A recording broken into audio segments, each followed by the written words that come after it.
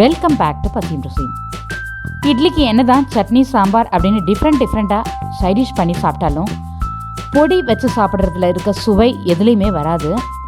அந்தளவுக்கு எல்லாருக்குமே பொடி ரொம்ப ரொம்ப பிடிக்கும். அதுவும் ஃப்ரை பண்ணி சாப்பிட்டா ரொம்பவும் சூப்பராக இருக்கும். இன்றைக்கி வித்தியாசமாக நம்ம முழு இட்லியை அப்படியே பொடி யூஸ் பண்ணி ஃப்ரை பண்ண போகிறோம். வாங்க ரெசிபிக்குள்ளே போகலாம். இன்றைக்கி 4 இட்லி ஃப்ரை பண்ண போகிறோம். அதுக்கு தேவையான அளவு இட்லி பொடி, வீட்டிலேயே செஞ்ச இட்லி பொடி எடுத்துக்கலாம். தேவையான அளவு நல்லெண்ணெய் சேர்த்து நல்லா மிக்ஸ் பண்ணிக்கலாம்.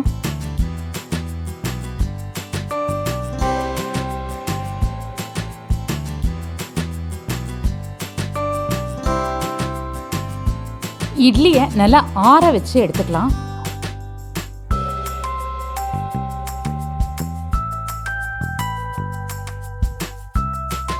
இட்லியில் பொடியை அப்ளை பண்ணிக்கலாம். இதே மாதிரி நல்லா காரமாகவே நிறைய பொடியை சேர்த்தே செய்யலாம். ஏன்னா இது வந்து நல்லா ஃப்ரை ஆகிடும். ஃப்ரை ஆன பிறகு மேலே நல்லா கிறிஸ்பாக இருக்கும், காரம் வந்து கம்மியாயிடும். அதனால் நல்லா நிறைய பொடியை தடவிக்கோங்க. இதே மாதிரி எல்லா இட்லிலையும் நம்ம பொடியை தடவிக்கலாம்.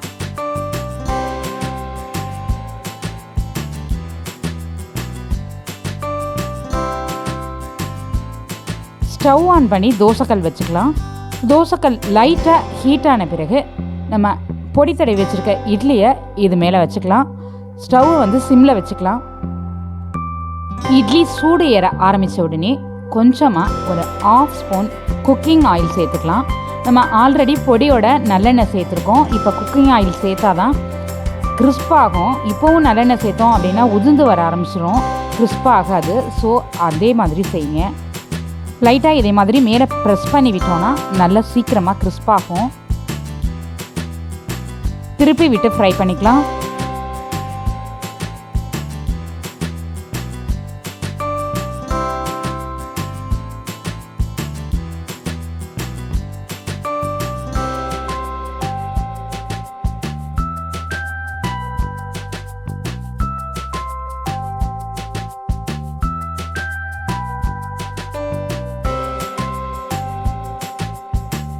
இது மாதிரி நல்லா ஃப்ரை ஆன பிறகு நைஃப் வச்சு ஒரு ப்ளஸ் போட்டுக்கணும்.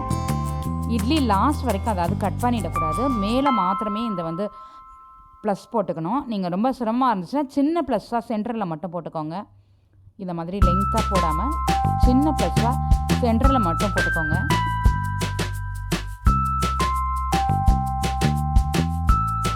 இது மாதிரி 4 சைடும் போடும்பொழுது கட் ஆகிடும் இட்லி சம்டைம்ஸ். ஸோ சென்டரில் மட்டும் ப்ளஸ் மாதிரி போட்டுக்கோங்க. நீங்கள் ஸ்டவ்வை ஆஃப் பண்ணிவிட்டு ஒவ்வொரு இட்லியாக எடுத்து இந்த கட் பண்ண பகுதியில் வெங்காயத்தை நல்லா நைஸாக கட் பண்ணி உள்ளே வச்சுக்கணும்.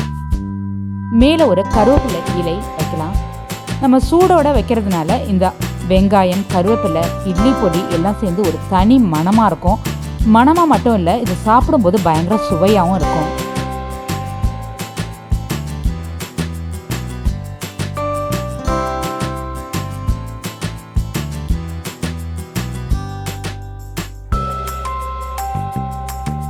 சூப்பரான இட்லி ஃப்ரை ரெடி. இந்த வீடியோ உங்களுக்கு பிடிச்சிருந்தா லைக் பண்ணுங்கள், ஷேர் பண்ணுங்கள்.